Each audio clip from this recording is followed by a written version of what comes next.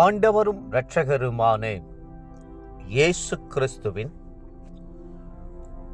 ஈடு இணையற்ற நாமத்தில் அன்றன்றுள்ள அப்பம் வாசகர்களுக்கு எங்கள் அன்பின் வாழ்த்துக்கள்.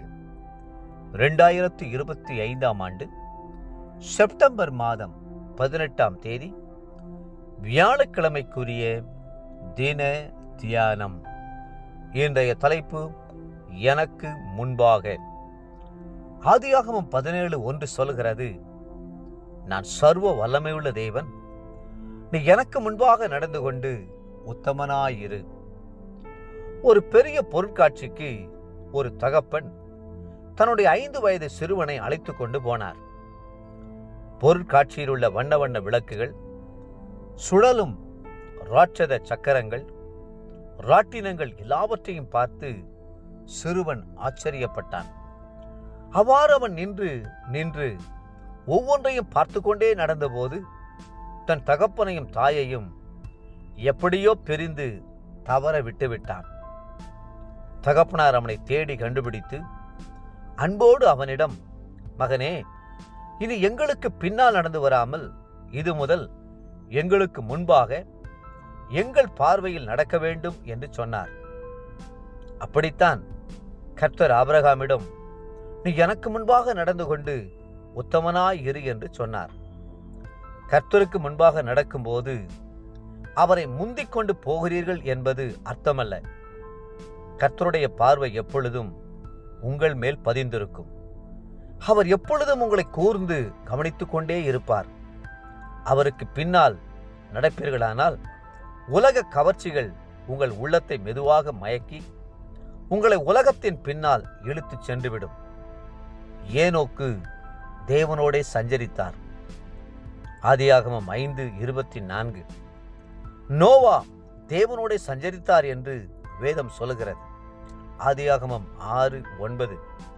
இதையே ஆங்கில வேதாகமம் அவர்கள் தேவனோடு நடந்தார்கள் என்று சொல்லுகிறது. அவர்கள் தேவனுடைய சிநேகிதர்களாய் நடந்தார்கள். தேவனோடு கரம் கோர்த்து நடந்தார்கள்.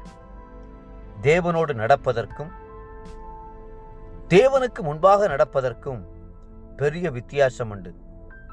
பல வேளைகளிலே கர்த்தர் நம்மை முன்பாக நடக்கச் சொல்லி பின்னால் இருந்து பாதுகாக்கிறார்.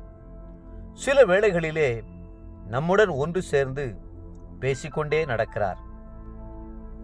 ஒரு பக்தன் ஒரு மலைப்பாதையிலே இயேசுவை தியானித்துக் கொண்டே சென்றான்.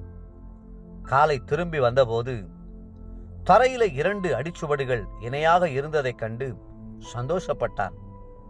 ஆனால் ஒரு ஆபத்தான சரிவிலே பார்த்தபோது 2 பேருடைய காலடிகள் தெரிவதற்கு பதிலாக ஒருவரது தடமே தெரிந்தது. பக்தன் பதறிவிட்டார். என்ன ஆண்டவரே, ஆபத்தான இந்த இடத்தில் வந்தபோது ஏன் என்னை தனியே விட்டுவிட்டீர்கள்? ஒரு காலடி தடம்தானே இருக்கிறது என்று கேட்டார். ஆண்டவர் அன்போடு சொன்னார், தெரிகிற அந்த ஒரு காலடி தடம் என்னுடைய தடம்தான்.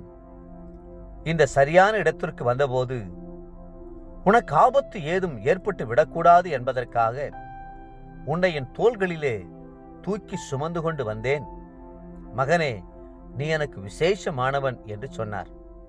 பாருங்கள், காணாமற் போன ஆட்டை மேய்ப்பன் தேடி கண்டுபிடித்த போது அதை நடக்க விடாமல் சந்தோஷத்தோடு தன் தோள்களின் மேல் சுமந்து கொண்டு வீட்டுக்கு வந்தான் என்று வேதத்தில் வாசிக்கிறோம். லூக்கா 15ஆம் அதிகாரம் 5-6 வசனங்கள்.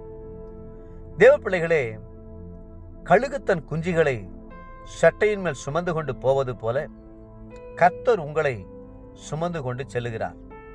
உபாகமம் 32:11.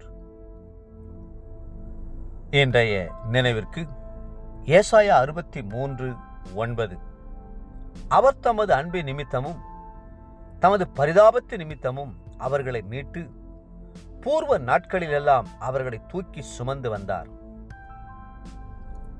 இன்றைய வேத வாசிப்பு காலை நீதிமொழிகள் 30 மற்றும் 31ஆம் அதிகாரங்கள். மாலை 2 கொரிந்தியர் 11ஆம் அதிகாரம் 1-15 வசனம் முடியேன். அன்புக்குரிய அன்றனுள்ளப்பம் வாசகர்களே, மீண்டும் உங்களை வாழ்த்துகிறோம். கர்த்தருக்கு முன்பாக உத்தமமாய் நடந்து கொள்ளுங்கள். கர்த்தர் உங்கள் பின்னாலே உங்களை பாதுகாப்பார். கர்த்ததாமே உங்களை ஆசீர்வதித்து மென்மேலும் உயர்த்துவாராக. ஆமென்.